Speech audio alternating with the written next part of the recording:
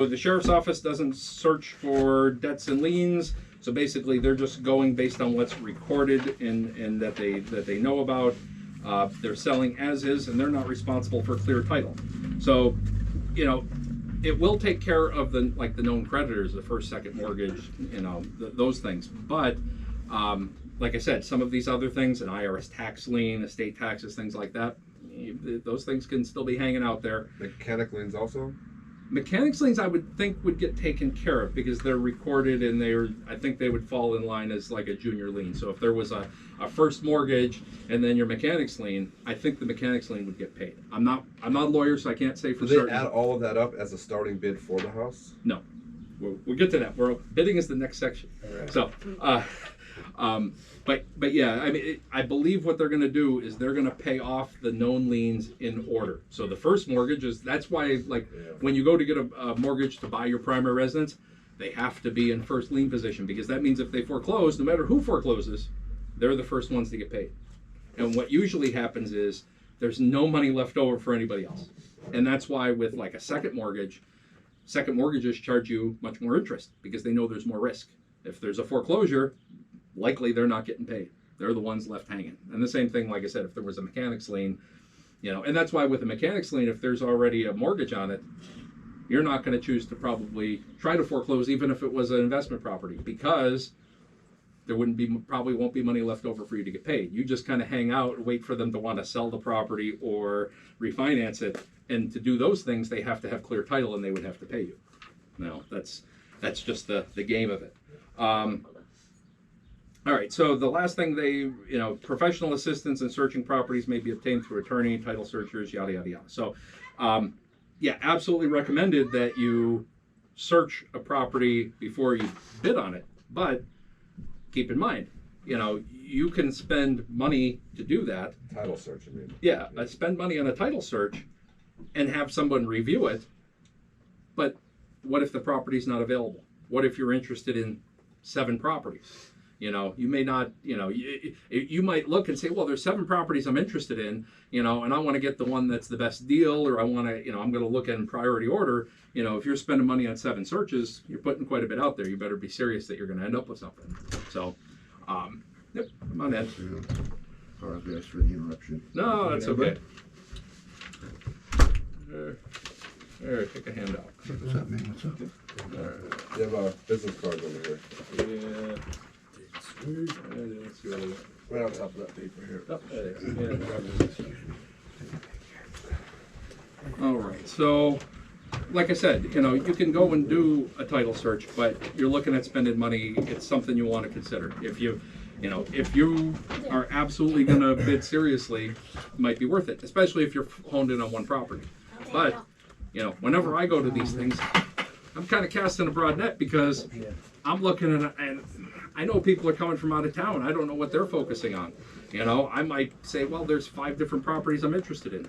So, me, I'm gonna do some research myself, and I'm gonna have known risks, and I know I'm gonna have to deal with them later on. Just so you know, I don't think that the best opportunity is necessarily buying at the sale, but the sale is still important. And we're gonna get to that.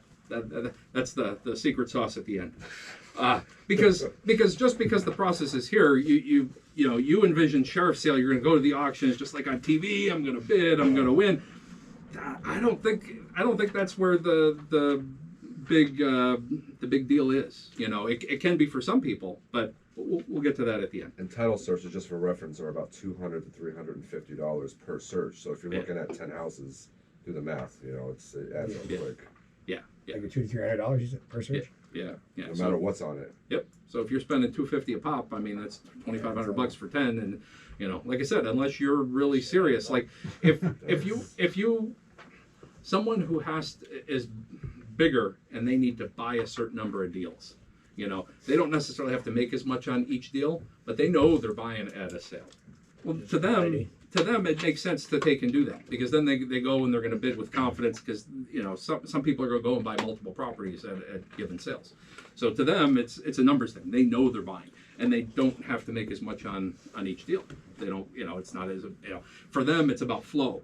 For you know, someone like me, you know, I've been doing BRRRR for like 10 years. So but I have a full-time gig. I do software development full-time, and I'm an agent part-time. So, do one house a year or so. Yeah. You know what I mean? So to me, I don't want like one okay deal. I want one good deal. I don't want to make a little bit every year. I want to make a better deal. I need more meat on the bone. So, and that's for a lot of people. But like I said, we'll get at the end where I think where the opportunities are. Bidding. So bidding, you will be bidding against the moving creditor, in most cases the bank. So that's why I mentioned earlier that the bank has more information about the condition of the house than you do in the case of a sheriff's sale. Bidding starts at real estate taxes and costs. So that's your minimum bid. The sheriff is going to figure out what the owed taxes are and the costs that the sheriff's office is to receive for putting on the sale. So that might be $3,000 or $4,000 or $5,000. That's the technical minimum bid. But that usually isn't where the bidding starts. And that's kind of where the next part is. The bank has a predetermined amount that they will bid to. This is called the upset price. Only the bank or the representative knows what this amount will be. It may be more or less than the judgment amount owed to the bank. The upset price may or may not be announced. It is not required to be announced. So what happens is when you go to the sheriff's sale, they're going to ask if there's a lawyer representing the foreclosing party, the bank usually, and that lawyer is usually going to say what the upset price is. It's an unofficial bid. They're basically saying, if you bid against us, we're going to bid up to $40,000, and it's mostly to expedite the sale. They're technically, they don't have to tell you that. They can take and just bid it out, start at the 2,500 and bid all the way up to the 40, and then the banks, the lawyer stops bidding and, whatever. But usually they'll say, oh, the upset price is 40 grand, which generally means they're going to bid up to that amount. And you might as well just start, if you're serious about buying it, start at that amount. So we don't have to do all the monkeying around. But it's an unofficial bid. It's an unofficial bid. And I did see once where someone called them on it. And the upset price was announced at like 45. And the guy bid 10. And the lawyer said, did you hear the upset price is 45? He said, yeah, I bid 10. And so they started bidding it up. And they bid it up to there, and the lawyer did not bid up to the 45 that he said the upset price was, because it's not technically a bid. The only thing I can figure is that the lawyer was probably representing the lender on a whole bunch of things, a whole bunch of properties, maybe did not have the funds with him available to pay for all of the properties. Clever. Yeah, because what happens is, this is like the weird thing. So, and I'm surprised that the state allows this to kind of happen. So, in most cases, they announce that upset price at 45. Nobody bids. So, since that is not technically a bid, and they don't call it a bid in here, it's not a bid of 45. Nobody else bids. The bank then takes it for the minimum bid. So the bank told you that they're going to bid up to 45. Nobody's willing to bid more than that, and since nobody did, the bank takes it for the minimum bid of whatever, 10. And what that does is it makes the some of probably the closing costs in that a little bit cheaper. Although, and that's actually another thing I should mention. So closing costs on sales, I assume it's for sheriff sales. I know it's for tax sales.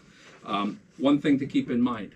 So if you've ever bought property, you're familiar with real estate transfer tax. It's kind of like sales tax on real estate. Most towns, it's 2%. Some towns like Scranton, Wilkes-Barre, Kingston are more than 2%. When you're buying a property from in between normal parties, a normal sale, if I'm selling you a property, usually the sales contract says we're going to split that amount. Okay, I'm going to pay 1%, you're going to pay 1%. When you do it at like a tax auction, you got to pay the whole amount. And the other thing is, I know at the tax auction, I assume at the sheriff's auction, that they charge you not based on the sale price, but they're charging you based on the assessed value. So if the assessed value is $100,000 and you're buying a property in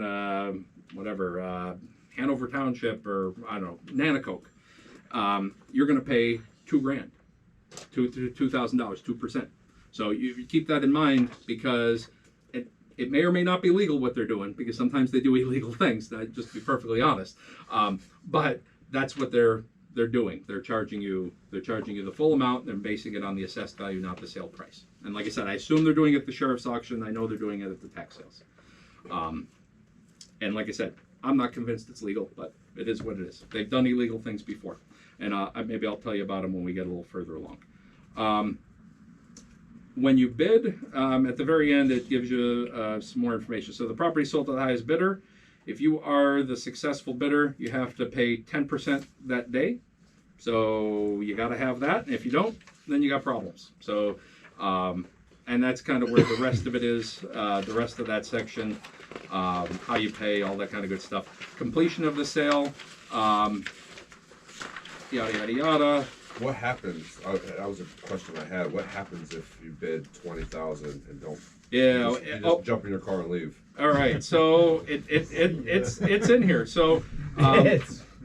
So if you are the successful bidder, you got to pay 10% by noon of the day of sale. Failure to pay the deposit will result in the property being resold immediately. The sheriff may institute legal action against the defaulting bidder if the property is resold for a lesser amount.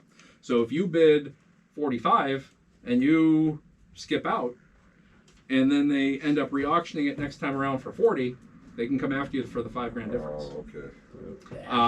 If you do that on the tax sale side, if you default in any way, shape, or form with tax sales, they generally will ban you from bidding again. So just keep that in mind. All right. So the remaining